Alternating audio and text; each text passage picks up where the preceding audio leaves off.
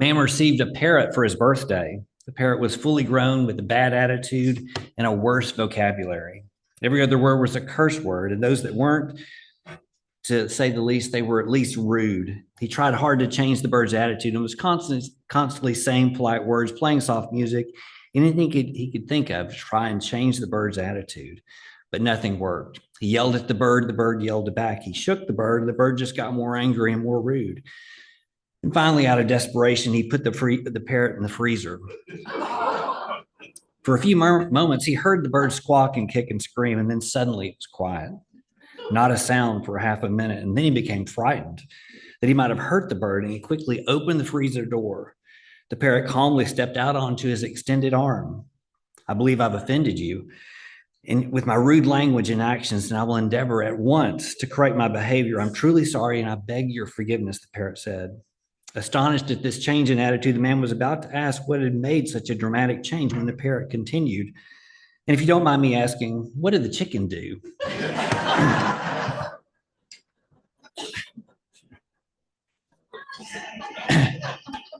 That joke has nothing to do with this lecture.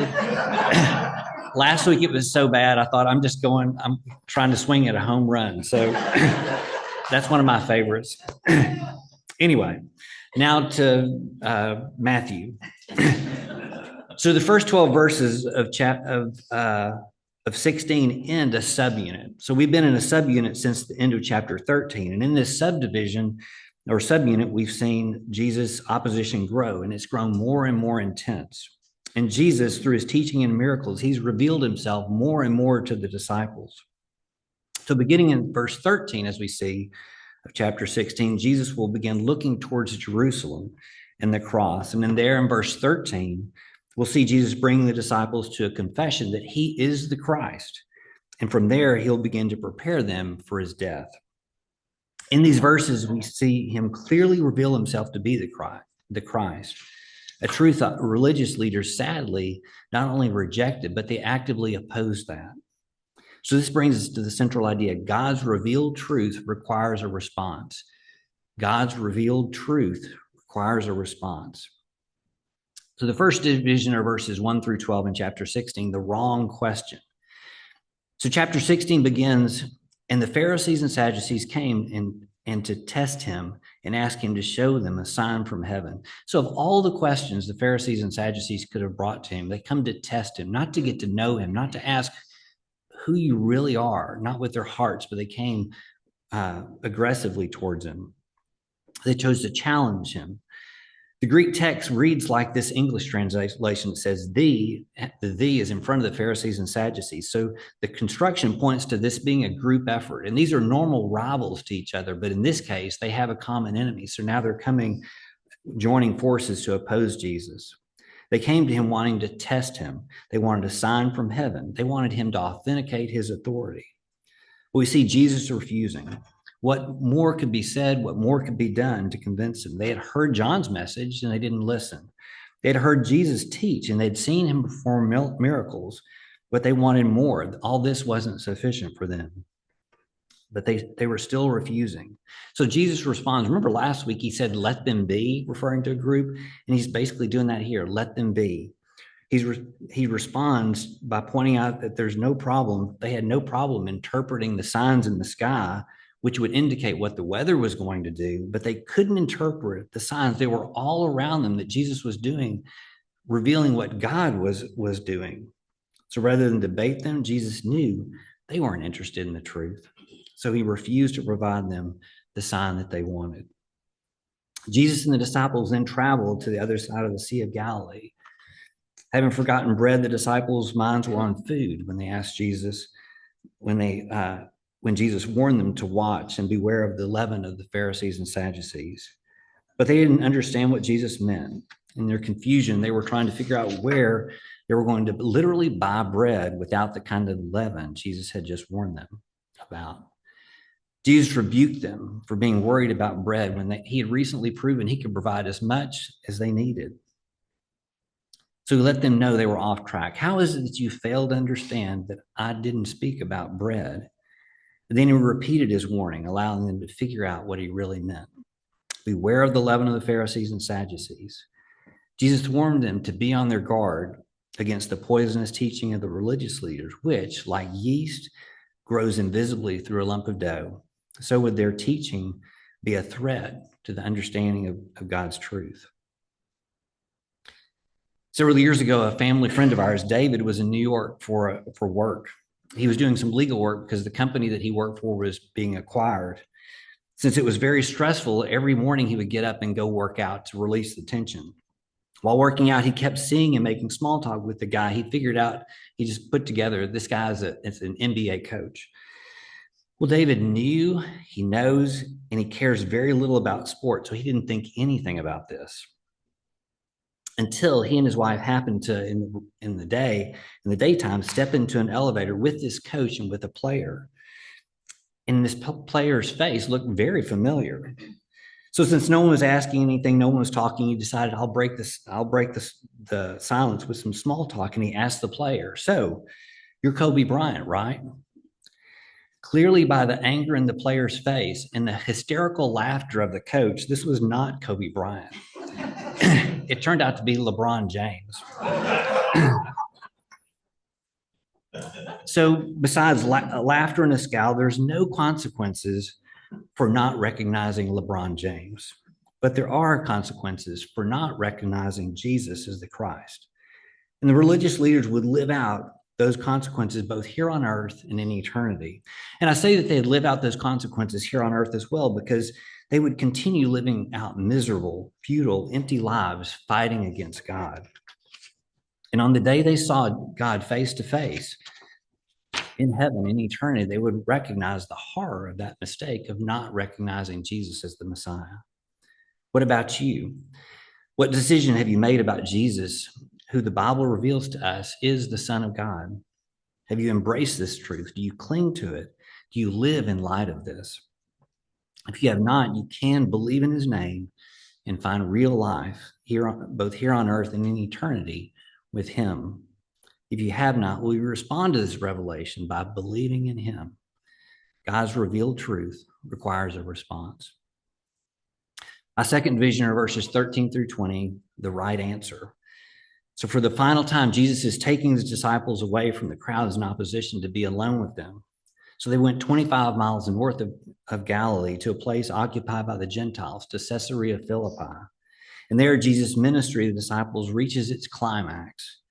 Perhaps around a campfire or perhaps a table, Jesus asked them, who do the people say that the Son of Man is?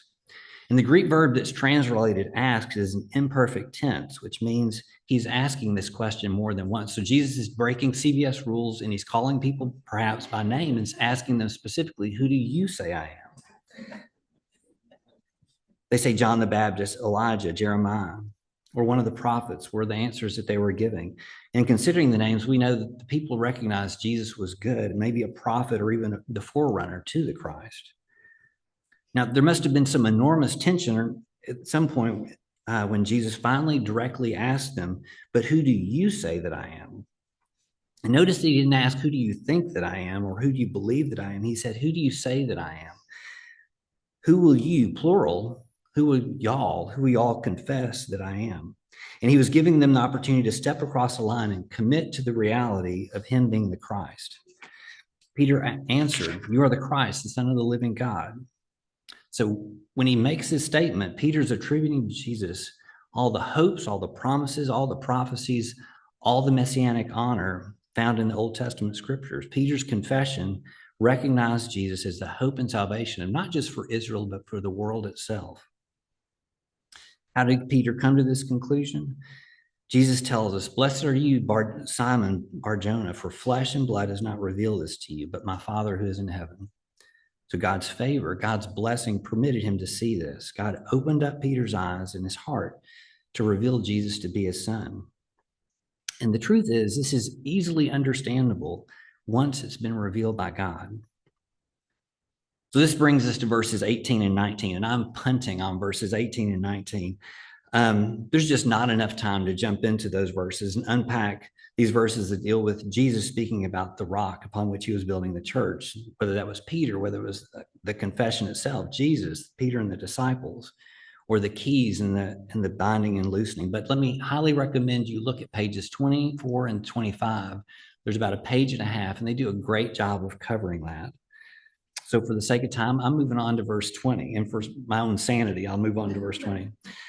In verse 20, once his true identity has been confessed, he tells them to tell no one.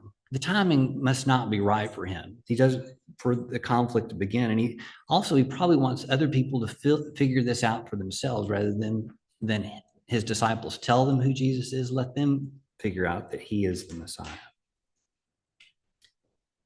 I'm not sure if I'm going to pronounce this right, but Storm La Jument Lighthouse is the name of the photo that won second prize in 1990 from the World Press. You might have seen it like I did years ago. I remembered it this week, and I quickly found it online. All I did was search famous lighthouse photo. And in the photo, the lighthouse keeper, Theodore Malgorn, is seen just outside the door of the lighthouse that he worked on. And that lighthouse is off the Brittany coast, just as a massive wave is engulfing the lighthouse from both behind and above him. Later in an interview, the lighthouse keeper was asked what happened when that was going on. What was he thinking? And he said he heard a helicopter, and he came out mistakenly thinking that the photographer's helicopter had come to rescue him from the storm. When the massive wave hit behind him, he threw himself back into this lighthouse for safety. I thought of this picture when I was thinking about Jesus in this confession. For us, this confession that Jesus is the Christ is like the lighthouse was to this man. In the midst of the storms of our lives, if you're a believer in Jesus Christ, when there's nothing to save you, this truth that Jesus is the Christ, it's what we are to cling to. It's where we are to find shelter and hope. Not only when tragedy strikes, not only when we feel alone, abandoned, helpless, and broken, but also when we face the end of our lives. Whatever comes to pass, you can stand firm knowing that Jesus is the Christ. He's the Son of the living God, the one who loves you, the one who's redeemed you, the one who gives you eternal life. What do we do with that truth? How can we respond to this? And let me just suggest three quick things. The first is just reflect on it. Keep this truth in front of you. Don't let it get behind you. Keep it in the forefront of your life. Meditate on who he is. Meditate on what he's done.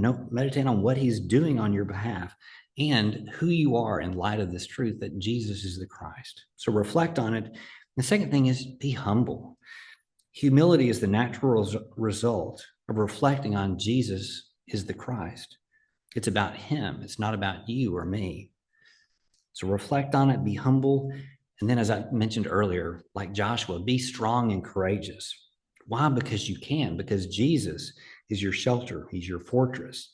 He's the lighthouse that you run into in whatever circumstance you find yourself in whatever place God has put you in. Let's not allow ourselves to simply be apathetically agreeing to the statement, Jesus is the Christ. Let's live that out. Let it change how we think. Let it change how we live. Let's be committed to that reality. God's revealed truth requires a response. The last division are verses 21 through 28. Lost and found. So at this point, Jesus turns his attention towards Jerusalem and begins to prepare the disciples for his death on the cross. So previously, Jesus had been avoiding conflict with the religious leaders, but now he's heading into it. He was purposely heading straight for it. Matthew tells us Jesus began to show the disciples he must go to Jerusalem, suffer many things at the hands of the religious leaders, be killed, and on the third day be raised. There he would become a sacrificial lamb and redeem his people. In their limited understanding, the disciples focused on the suffering and on the death, and perhaps on the consequences for them if what Jesus described took place. But they apparently completely and understandably overlooked the whole glory at the end of that. None of what he was saying went along with what they had expected, what they had hoped for, or what they had ever imagined from Israel's Messiah. How could this take place? Thinking he knew better, Peter pulls Jesus aside and rebukes him in his plan. This shall never happen to you, he says. Jesus responded by rebuking Peter for appealing to his humanity, which looks to the easy way to triumph, by saying, "Get behind me, Satan. You're a hindrance, for you are not setting your mind on the things of God, but on the things of man. In the final verses of our study, Jesus teaches the disciples what's involved in following him. And he said following him included three things. And the first one is denying oneself. Denying oneself means letting go of anything that competes with him and his kingdom. Living devoted to Christ, saying no to self and saying yes to God. We deny ourselves and we take up our cross, whether that includes enduring trials and tribulations, whether that includes hard work and persecution. These are part of serving Christ. We're to bear our burden. And the third is, he says, to follow me. So follow. It's a continuous action. It's going where he is going. It's participating in what he's doing. So why do these things? Jesus answers this question with a paradoxical statement. It was our memory verse: for whoever would save his life will lose it, but whoever loses his life for my sake will find it. So here's Jesus is warning them and us that by not accepting the challenge of real discipleship, a person gives up real life, a real quality of life now, and a full reward in eternity. Finally, Jesus then assures them true discipleship will not be forgotten by God. In fact, true discipleship will be fully rewarded in eternity. Everything the world would have considered a loss will be repaid or rewarded when Christ returns, according to what he has done. Hopefully, many, or if not most of you, know who Jim Carrey is. How many of y'all know who Jim Carrey is? Am I assuming too much? Good. Okay. He's a comedian actor, and he starred in some hilarious movies like Dumb and Dumber and Ace Ventura: Pet Detective. I think he's more of a guy comedian, because I never hear women quoting lines from his movies, but I do hear guys quoting it. Apparently, he's come to know Christ, which makes a quote that I found recently pretty interesting and not surprising. He said, this is what Jim Carrey said: I think everyone should get rich and famous and do everything they ever dreamed of so they can see that it's not the answer. His observation is supported by Jesus' words here in chapter 16. Gaining the world, the riches, the fame, the lifestyle that goes along with it is loss. Why? Because the glories and pleasures of this world, they can't satisfy the true longings of our heart. Only Jesus can. In him we are rich, we're not poor. In him we are full of hope and not fear. We have purpose, we're not lost. We found rest and we're not weary. Let me offer, it started out as 4 and I doubled it. So let me offer 4 quick questions. Have you chosen to save or lose your life? Have you chosen to save or lose your life? And what did that look like today? How will Jesus repay you in eternity for what you've done? Will it be in the form of punishment or reward? God's revealed truth requires a response. How will you respond? When I was growing up, our pantry, like probably most of y'all, it was filled with boxes of cereal. We ate a lot of cereal. Now, in our pantry now, there's sometimes none, sometimes 1, sometimes 2 boxes of cereal. And it's because the sales of cereal over the last few years have been plummeting for a while. And why? It's because people keep opting for food on the go, like the granola bars and the protein shakes. It's interesting, nearly 40% of millennials in a recent survey said eating cereal was inconvenient because they had to clean up after eating it. So like breakfast cereal, Christianity has been in decline in our country. And like breakfast cereal, Christianity is also some inconvenient. It requires us to clean up things. It calls us to deny ourselves, to take up our cross, to follow Jesus, all in the face of the world and sometimes under the world's microscope.